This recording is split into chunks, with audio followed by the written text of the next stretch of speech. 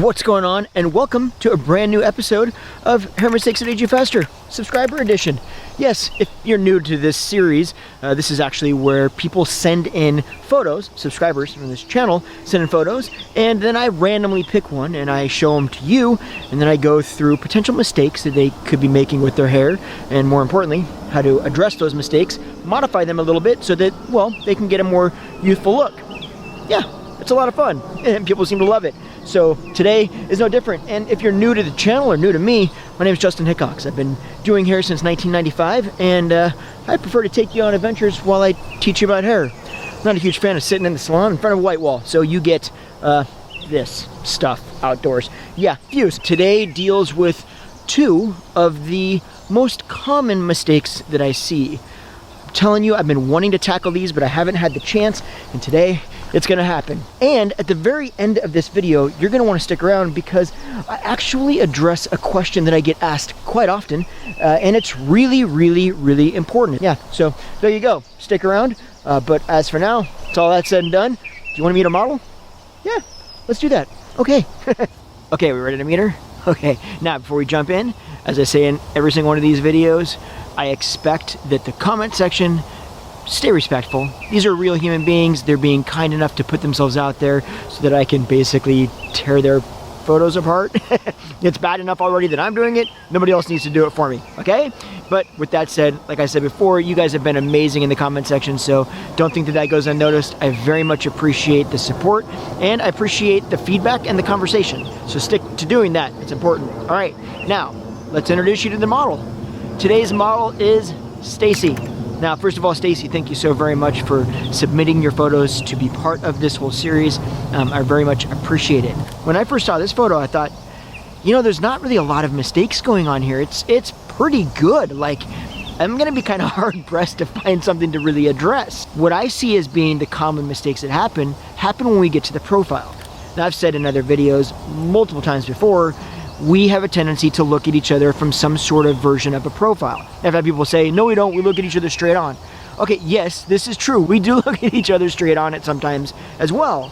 But with that said, most people, when we're walking down the street, when we're talking to our friends, when we're doing whatever it is we're doing, are seeing us from a version of a profile. Okay, I want you to look at this profile, and I want you to tell me where your eye is drawn. Where do you start to focus on? Now, I'm gonna go on a limb here and say that I bet your eye is being drawn down the back of her hair. Now, here's the interesting part of this. If you look at the top layers, I think you're gonna notice that the layers are actually too short for the overall length. They don't balance with the length. If a client sits in my chair and they are unhappy with what's going on with their hair currently, they're unable to style it the right way, they're just unhappy with the shape, whatever. If there's a problem with the overall cut, 9 out of 10 times, it's one of two concerns, with this being one of them. It's too short on top. What happens, and I have to say that I don't know what's going on, I have no backstory to Stacy's particular situation, but what I see in the salon is many times clients will come in, they'll say, hey, my hair is heavy on top, or my hair seems too long on top, can we cut those top layers shorter? On the flip side, it's not always the client's fault. Sometimes the stylist doesn't realize that that is going to be a problem. Now, the second mistake actually is the second most common mistake that I see behind the chair, and that is that it's too layered at the bottom. Now, this creates a little bit of thinness at the bottom, and really, it'll take even thick hair and make thicker hair look thin, let alone if your hair is actually a little bit on the thinner side. It can completely shadow the bottom and create the illusion that your hair is even thinner than it is. Now, the next mistake kind of piggybacks off of those two first mistakes, and that is that because of that type of layering, the length now is too long to support the shape. So as we get closer to the neckline, or as the hair goes a little bit shorter, it is able to support layers that are shorter on top and more layering in the bottom. But right now, it doesn't support it, so you're seeing all the detriments of having layering like that. Now, the last two mistakes aren't so much of mistakes, but more of suggestions. It's not that anything is so terribly broken, but there are a couple things that I think we can modify that would make a huge impact. Now, first things first is the layering in the front. There's not a lot of layering going on actually in the front that connects the bangs into the length. if we actually layered that a bit more, it would help to open up her face a bit more and lighten up that front, lifting a little bit more of that volume up into the temples. Now, unfortunately, there's not a real good way that I could show you this by photoshopping this photo. I tried, but it just really didn't do what I needed it to do to show you effectively what I was talking about. So you're gonna have to just trust me on this one. The next kind of suggestion that I would make is just, again, the color. Now, there's not a lot of dimension in this, and this is something that I see all the time as well. I'm sure you've seen it in a lot of these videos. It just ends up being a little bit flat. So I would say adding a little bit more dimension through lowlights and even some highlights and cooling that tone down is going to be not just a lot nicer on her skin tone, but also give the hair a lot more movement and dimension. And in just a second, we'll show you exactly what all of that looks like. So yeah, let's go do that now. Okay, so let's actually show you what these changes would look like if we made them. Now, this is what happens if we modify the length like I talked about, taking it up just a tiny bit shorter. Basically no difference, because the majority of the length was in the back, in the profile, right? There wasn't quite as much length showing through in the front. So let's flip to the profile. Now, if you look at this, what I'm gonna do here is I'm gonna bring that length up in the back to where it's a little bit stronger and cut some of that thinner hair off from the layering. So bring that length up, and this is what happens. It looks a lot thicker and denser, but there is also something I did here, which was instead of leaving the length parallel to the floor, I brought the length up a little bit more in the back to create a little bit more of an angle that hangs forward. Now, this isn't to create the illusion of a bob. The reason I do this is because it helps to draw the eye up. It follows more of the features of the cheek structure and jawline, and therefore will help to bring the eye up and create a little bit more of illusion of volume in the back. Now, what happens when we actually do add a little bit more volume in the back? This is how that changes it. Not a massive change, but it's a little bit to kind of create a little bit less of a flatness in the back. Now, one thing I forgot to mention from the very beginning when I was talking about the mistakes and having the layers too short on top is that when you create layers that are too short on the top, it also has a tendency to actually make the back or the profile look very flat. If you can see that here. So by bringing this length up and adding a little bit more volume in the crown, which would give you kind of the illusion of having those layers a little bit longer on top, well, this is what happens. Now, what if we add the tone of the color I was talking about? We cool that tone down a little bit, we give it a little bit more dimension in the lowlights and the highlights. Well, this is what we end with. Again, not a massive change, so it's not going to be so dramatically different in terms of maintenance. It's just going to give it a lot more dimension and texture and create a lot more movement within the shape. See it? You follow me here? Okay, good. Now, but as always, you know me and you know that I like to give you guys a little bit of a curveball, so why don't we move to a new location and we'll do that. Sound like a plan? Okay, let's go. Okay, so first of all, I'm just going to apologize. Stacy, I'm so sorry. This is 100% my fault. In the modifications where I showed you how to modify the cut, I went a little bit shorter. So I really wanted to show you a longer style because I really think that you could actually do a bit of a longer look.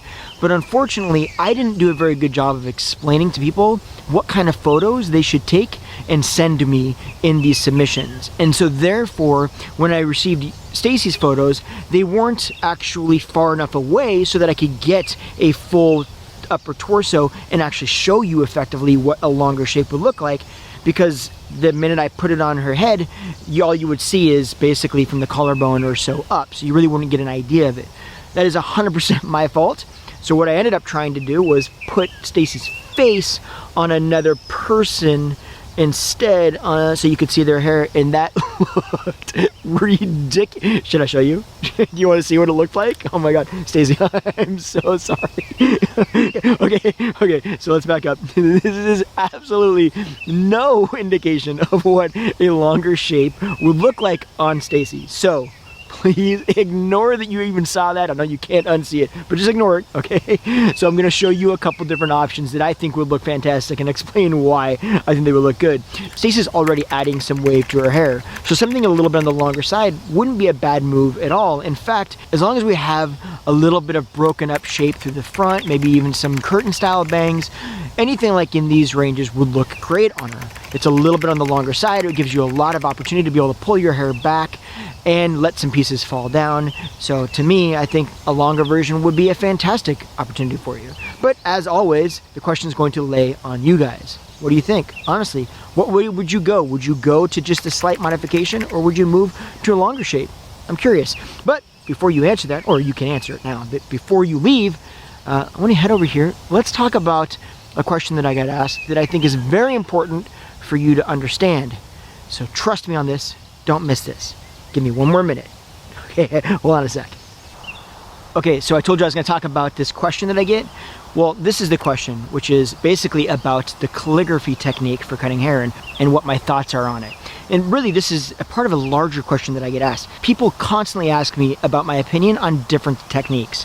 Maybe it's the calligraphy technique, maybe it's using a razor to cut hair, maybe it's dry cutting curly hair like the diva curl cuts. Whatever it is, I always get asked it. So if you've ever considered getting a cut that was specialized in a specific technique, here's what you need to know before you do that. There are different haircut shapes, like maybe a bob haircut or a modified shag or a shag, right? Or long layers, stuff like that, that really just speaks to the overall look of the actual haircut, right? What it's gonna look like when it's finished. Then there are techniques, and techniques are a way that you might address that cut, okay? Certain techniques, using a razor, using texturizing shears, doing your haircut dry versus wet, all of these things, or the calligraphy cut, right? This kind of stuff is a technique. And then there are systems, and systems are a sectioning pattern to create the overall hairstyle that may or may not incorporate different techniques, and you may use multiple techniques in one system, okay? It's the approach. Here is where things become very dangerous, in my opinion. If you go to somebody that only specializes in a specific technique and they turn that technique into a system, I address all haircuts only using a razor. I do all haircuts calligraphy cut. Now, are there certain situations where these different techniques function very well? Absolutely. But when all of a sudden everything you do gets based in a specific technique, that is when things will go wrong, because not every texture or situation will work well with a razor cut or a calligraphy cut or texturizing shears, right? Or thinning shears. So do I believe that you should have an idea and have all of those different techniques in your pocket or in your toolbox? Absolutely. But you also need to know when is appropriate to utilize those techniques. What's the most important thing that you can do is find a stylist that knows the technique of understanding what questions to ask you to get the end result that's going to make you happy. A proper consultation is far more important than any technique, in my opinion. You also want to make sure that the person understands face shape. Where to leave hair is just as important as where to take it away. There's a lot of different foundational skill sets that are far more important than just being good at a specific technique. I don't care how good you are at a technique or how good your stylist is at a technique. If they don't understand how to ask you the questions necessary to get the answers they need to give you what you want and what's going to function well for you, or understand how to create the appropriate overall shape in your hair to accentuate the things about your face shape that you need to accentuate, it doesn't matter how good they are at a technique, because all of the other stuff is irrelevant. You're building walls without a foundation. Does that make sense? Okay, so hope that kind of answers the question on these different techniques. Now, if you have any questions whatsoever, you know where to find me. Comment below. Otherwise, I want to know, which style did you pick? What would you do with Stacy's hair? Do you agree with me? Do you disagree with me? Let me know, but be kind. And otherwise, go ahead and watch this video right here, because, well, it's another installment, and you're going to love it. So there's that. And make sure you hit the subscribe button. Okay, don't forget, hit the subscribe button. That helps me a lot, and it helps me bring you more content like this. So if you want to see it, do it for yourself. Subscribe to me for you. Help me help you. I gotta go. Bye.